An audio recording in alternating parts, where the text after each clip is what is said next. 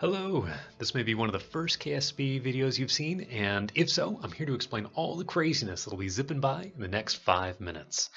First off, KSP is a game that gives you rocket ship parts, namely barrels of explosives, and asks you to figure out how to use them in order to reach ever more dizzying heights. Perhaps not surprisingly, the process involves a lot of explosions.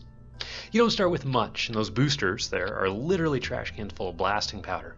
But we can perform science experiments in different places in order to get enough science to get better equipment. And the trick in this speedrun is to gather just enough, the less the better. Here we have a ton of rockets that don't fire, so this huge heavy mass just makes a little hop. We can get some science, and then on the way back down they serve his crumple zone to absorb the energy of impact. You saw them exploding. Simple, sweet, we're moving on. We use the science to unlock bigger and more efficient rocket engines that'll push us up into orbit and then make the most of the mass we can get up there. We can use some advance money from those contracts to get a bigger launch facility, and that lets us make something really big.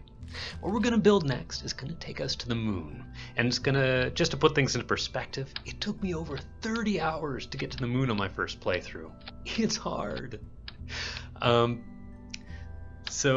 This rocket, through a lot of development, will make it quite a bit easier. This top stage has the efficient engines on it. Beneath it are these layers or stages of rockets, which are just bigger versions of the trash bins of Boom from before.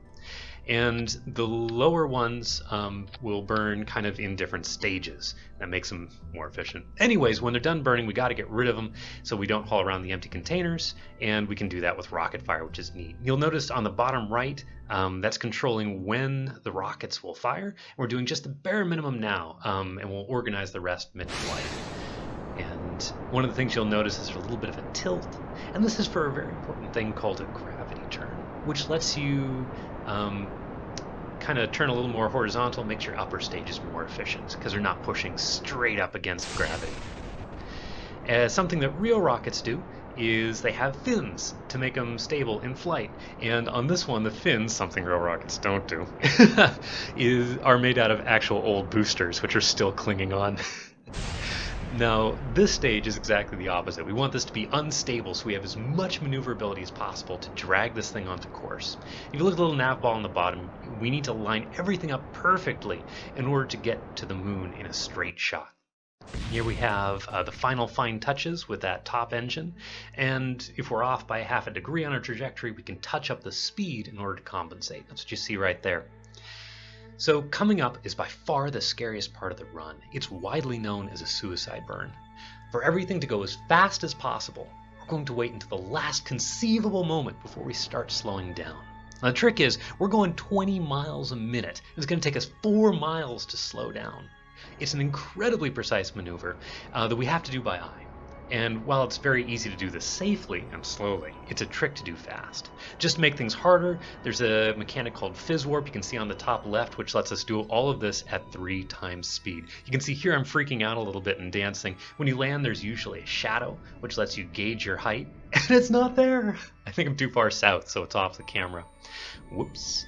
Anyways, after I finish dancing, we boop off the surface and blast back into space.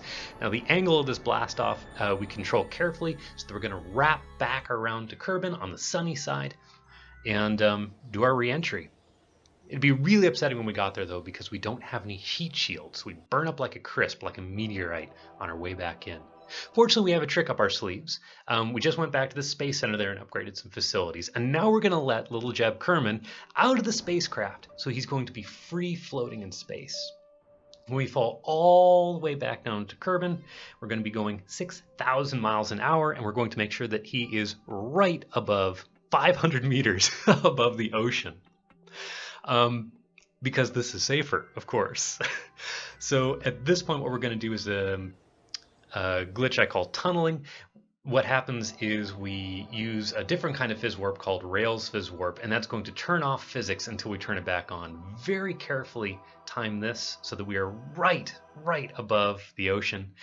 Re-enter physics, and here it comes. Pow! The convection, the cooling, lets us come back in. We were right over the water, so that was nice and easy. Otherwise, we do a glitch called the head bonk. Okay, and that's it. Moon and back in 4 minutes 41. If you're interested in running, there's a ton of KSP speedrun videos out there, like the famous Scott Manley's. And if it looks like fun, find me in the KSP forums, and I'd be happy to share the 1,000 little tricks there is no time to explain. Thanks for watching.